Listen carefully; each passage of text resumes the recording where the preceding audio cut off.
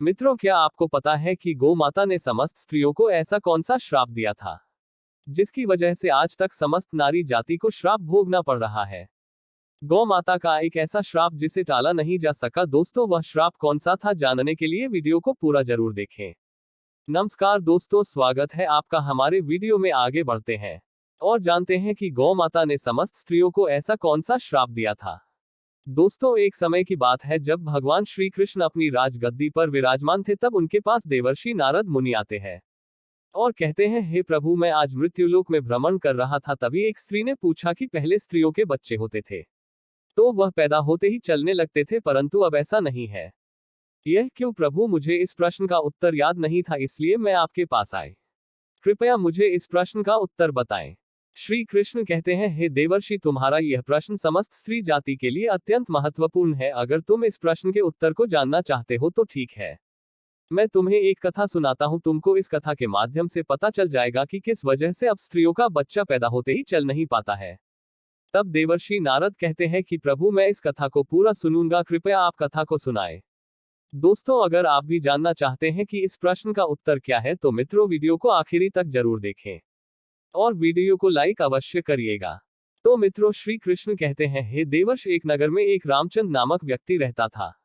रामचंद्र एक स्वार्थी व्यक्ति था। रामचंद्र के पास में एक गाय थी। वह गाय दूध देती थी और रामचंद्र उस गाय को हरा भरा चारा खिलाकर उसका दूध निकाल करके उस दूध का बिक्री किया करता था।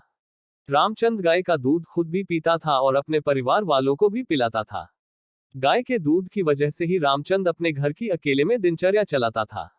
रामचंद्र का समय इसी तरह से व्यतीत हो रहा था। कुछ दिनों के बाद एक समय ऐसा आया कि जब रामचंद्र को गाय ने दूध देना बंद कर दिया। जैसे ही गाय ने दूध देना बंद कर दिया तो इधर रामचंद्र ने उस गाय को चारा डालना बंद कर दिया। और एक दिन ऐसा हो गया कि उस दिन रामचंद्र ने गाय को बहुत मारा पीटा और उसने उस गाय को घर से ले जाकर जंगल में छोड़ दिया। अब वह गाय बेचारी अकेली पड़ गई। बेचारी अकेली जंगल में इधर उधर घूमती फिरती है और एक दिन जंगल में बने एक मंदिर के पास में पहुंचती है और भगवान से विनती करते हुए कहती है, हे भगवान, मैं आपसे यह विनती करती हूं कि हमें गाय की योनि में डालकर कितना गलत काम किया है। श्री कृष्ण कहते हैं, हे देवर्षि, वह गाय कहती है, देखिए, जो आपकी 84 लाख योनियों में सर्वश्रेष्ठ योनि मानव की है, वह कितना पाप और कितना दुष्कर्म करता है। वह गाय आगे कहती है, जब तक मैं दूध देती रही तब तक उस व्यक्ति ने मुझे अपने घर पर रखा हरा भरा चारा खिलाया। जैसे ही मैंने दूध देना बंद कर दिया उसके बाद में उसने मुझे चारा भी नहीं डाला। इतना ही नहीं, उसने तो मुझे घर से बाहर ही निकाल दिया। अब मैं इधर उधर भटक रही हूं। अब जंगल में चारा खा खा करके, जंग में घास खा करके मैं अपने पेट को भरती हूं। हे भगवान, आपने जो सर्वश्रेष्ठ योनि बनाई है, यह तो कितनी स्वार्थी और लालची योनि है। श्री कृष्ण कहते हैं कि देवर्षि नारद, धीरे धीरे समय व्यतीत होता चला गया। गाय बेचारी इधर उधर भटकती रही। जब भी वह गाय रामचंद्र के द्वार पर आ जाती है तो रामचंद्र ने लाठी लेकर के उस गाय को जंगल की तरफ, खेतों की तरफ भागा करके आता है।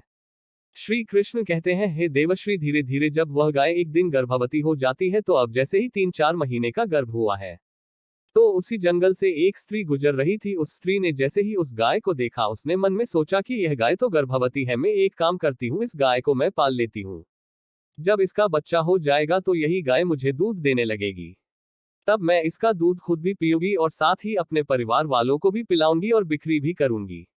लेकिन जैसे ही वह स्त्री उस गाय को पकड़ने के लिए अपने पति को बुलाने के लिए जाती है और जब तक उसका पति वहां पर आता है तब तक वह गाय वहां से चली जाती है।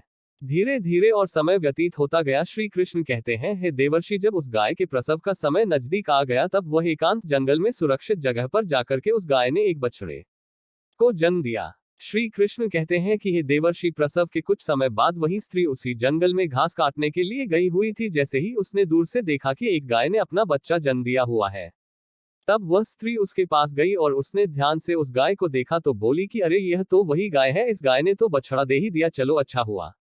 वह स्त्री सोचती है, अब मैं इस गाय को पकड़कर अपने घर पर अवश्य ले जाऊंगी।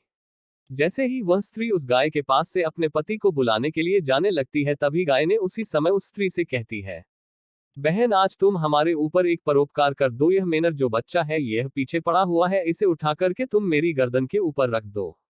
मैं अपने बच्चे को लेकर के किसी सुरक्षित जगह पर चली जाऊंगी, क्योंकि यह मेरा बच्चा 8 महीने बाद चलने लायक हो पाएगा। 8 महीने बाद अपने पैरों पर चलेगा। श्री कृष्ण कहते हैं, हे देवर्षि नारद, जैसा अब है ऐसा पहले नहीं था। पहले गाय का बच्चा 8 महीने के बाद ही अपने पैरों पर चलने लायक हुआ करता था। श्री कृष्ण कहते हैं, हे देवर्षि, लेकिन जैसे ही उस स्त्री ने गाय की बात सुनी तो बहुत बहुत जोर जोर से हंसने लगी और कहने लगी, तुम्हारा बच्चा इतना गंदा है, इतनी गंदगी में पड़ा है, मैं तुम्हारे बच्चे को उठा करके तुम्हारे कंधे पर क्यों रखूं, मैं तुम्हारे ऊपर यह परोपकार क्यों करूं। जैसे ही उस स्त्री ने उस गाय का बहुत मजाक बनाया, उस समय गाय बेचारी असहाय थी, वह अपने बच्चे को उठा नहीं सकती थी। श्री कृष्ण कहते हैं कि हे देवर्षि, उसी समय दुखी होकर के गाय ने श्राप दे दिया। उसने श्राप देते हुए कहा कि जाओ, आज तुम्हारा बच्चा जन्म लेने के बाद तुरंत चलने लगता है, लेकिन आज मैं श्राप देती हूँ, तुम्हारा बच्चा जन्म लेने की 10 महीने बाद ही अपने पैरों पर चलने लायक होगा। और जो यह मेरा बच्चा आज चल नहीं पा रहा है और यह आज के बाद पैदा होते ही बहुत जल्द अपने पैरों पर चलने लायक हो जाएगा। श्री कृष्ण कहते हैं, हे देवर्षि, इसी श्राप के कारण स्त्रियों का बच्चा जन्म लेते ही अपने पैरों पर चल नहीं पाता।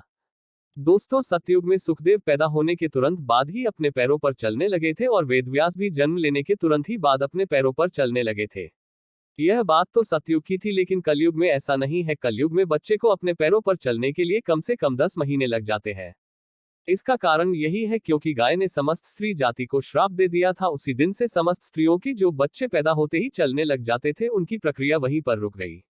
गाय के श्राप के कारण ही स्त्री का बच्चा 9-10 महीने बाद ही चलने लायक, अपने पैरों पर खड़े होने लायक बन पाता है और गाय का बच्चा उसी दिन से अपने पैरों पर चलने लायक हो जाता है।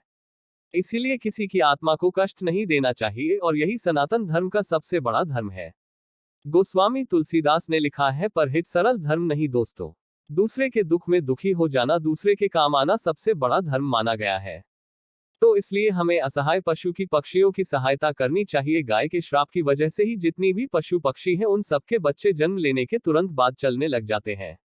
लेकिन स्त्रियों के बच्चों पर इसका विपरीत प्रभाव पड़ा कि जन्म के तुरंत बाद स्त्री का बच्चा चलने लायक नहीं बन पाता। एक स्त्री की गलती से आज समस्त मानव जाति की महिलाओं को श्राप का खामियाजा आज भी भुगतना पड़ रहा है। तो दोस्तों, हमारी वीडियो आपको कैसा लगा? अगर आपके पास समय है तो हमें कमेंट कर जरूर बताएं और वीडियो को शेयर भी जरूर करें। मैं संदीप कुमार, बाबा नगरी देवघर से आप सभी को सावन मास में बाबा भोलेनाथ का दर्शन कराऊंगा। आप सभी बाबा का दर्शन अवश्य करें और पुण्य के भागी बने। जय शिव, हर हर महादेव। मूल मंत्र ओम नमः शिवाय।